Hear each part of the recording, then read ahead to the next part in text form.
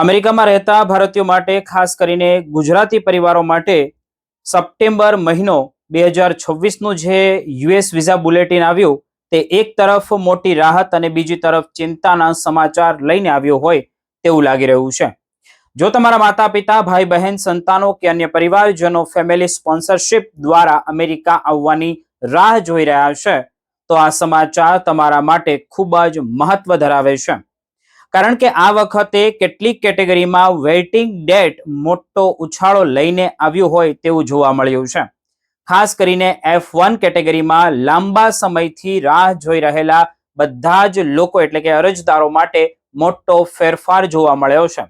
September 2026નું visa બુલેટિનનો video આપણે બનાવ્યો હતો. તે મુજબ આપણે જોઈએ તો F1ની ફાઇનલ એક્શન ડેટ હવે 22 જાન્યુઆરી 2020 સુધી પહોંચી ગઈ છે. એટલે કે અમેરિકન સિટીઝન 21 વર્ષથી વધુ ઉંમરના અપરિણિત સંતાનોમાં જે અરજીઓ તારીખ પહેલાની હતી તેમના માટે વિઝા ઇસ્યુ કરવાની પ્રક્રિયા આગળ વધી શકે છે. સૌથી રસપ્રદ વાત કઈ છે તો એ જાણીએ કે જુલાઈમાં આ તારીખ ફેબ્રુઆરી 2018 અને ઓગસ્ટ ડિસેમ્બર 2018 હતી. એટલે કે માત્ર થોડા મહિનામાં જ 2 વર્ષની વધુનો ઉછાળો તેમાં પણ જોવા મળ્યો છે. પરંતુ વાત અહીં પૂરી નથી થતી, કારણ કે F2A કેટેગરીમાં પણ ભારતીય પરિવારો માટે ખૂબ જ મોટી રાહત અમેરિકાની અંદર હવે જોવા મળી રહી છે. ગ્રીન કાર્ડ હોલ્ડરના પતિ કે પછી પત્ની કે પછી 21 વર્ષથી નાની ઉંમરના બાળકો માટેની આ કેટેગરીમાં ફાઇનલ એક્શન ડેટ 22 ઓગસ્ટ 2026 સુધી પહોંચી ગઈ છે અને ડેટ ફોર ફાઇલિંગ કરંટ છે. એટલે કે આ કેટેગરીમાં રાહ જોતા ઘણા પરિવારો માટે પ્રક્રિયા ઝડપથી આગળ વધવાની શક્યતાઓ પણ હવે ઊભી થઈ ગઈ છે. હવે આવીએ F2B પર, જ્યાં ગ્રીન કાર્ડ ધારકોના 21 વર્ષથી વધુ ઉંમરના અપરિણિત સંતાનો માટેની તારીખમાં પણ નોંધપાત્ર સુધારો થયો છે. જુલાઈમાં ફાઇનલ એક્શન ડેટ 22 નવેમ્બર 2017 હતી, જ્યારે સપ્ટેમ્બરમાં તે આગળ વધીને ઓગસ્ટ 2019 થઈ ગઈ છે. એટલે છેલ્લા 3 મહિનામાં આશરે 21 મહિનાનો બેકલોગ આગળ વધ્યો છે.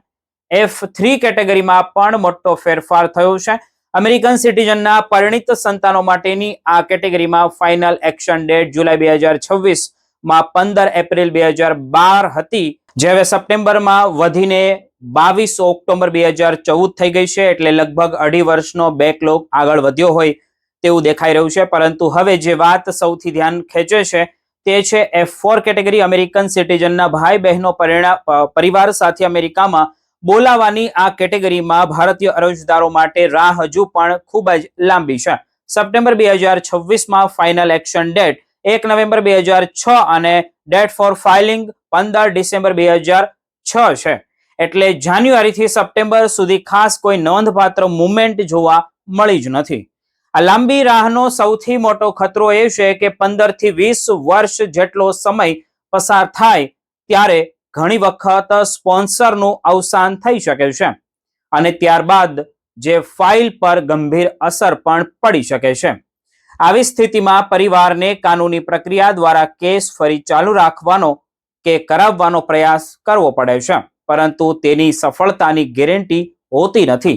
અમેરિકામાં રહેતા ભારતીયો અને ગુજરાતીઓ માટે આ એક વાત ખાસ સમજવા જેવી છે કે વિઝા બુલેટિનમાં તારીખ આગળ વધવી એ તરત જ ગ્રીન કાર્ડ હાથમાં આવી જતું નથી. તમારી પ્રાયોરિટી ડેટ, કેટેગરી અને USCIS અથવા તો કોન્સ્યુલર પ્રક્રિયા પ્રમાણે આગળના પગલાં નક્કી થાય છે.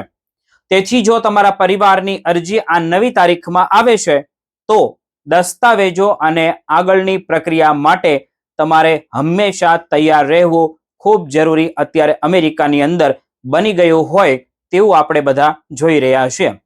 બીજી તરફ ગ્રીન કાર્ડ હોલ્ડર્સ માટે પણ આજના સમયમાં ઇમિગ્રેશન અને નેચરલાઇઝેશન પ્રક્રિયામાં વધુ તપાસ જોવા મળી રહી છે. ખાસ કરીને જૂના ક્રિમિનલ કેસ અથવા તો ઇમિગ્રેશન હિસ્ટ્રી હોય તો વધારાના પુરાવા માંગવામાં આવી શકે છે. એટલે સપ્ટેમ્બરનું બુલેટિન ઘણા ભારતીય પરિવારો માટે આશાની કિરણ દેખાઈ રહી છે, પરંતુ દરેક કેસની સ્થિતિ અલગ અલગ હોઈ શકે છે. ખાસ કરીને F1, F2A અને F2B અને F3માં થયેલા આ મોટા ફેરફારને ધ્યાનમાં રાખીને અને તમારી પ્રાયોરિટી ડેટ સાથે સરખામણી કરજો, કારણ કે કદાચ વર્ષોથી રાહ જોતા તમારા પરિવાર માટે હવે આગળ વધવાનો સમય આવી ગયો છે.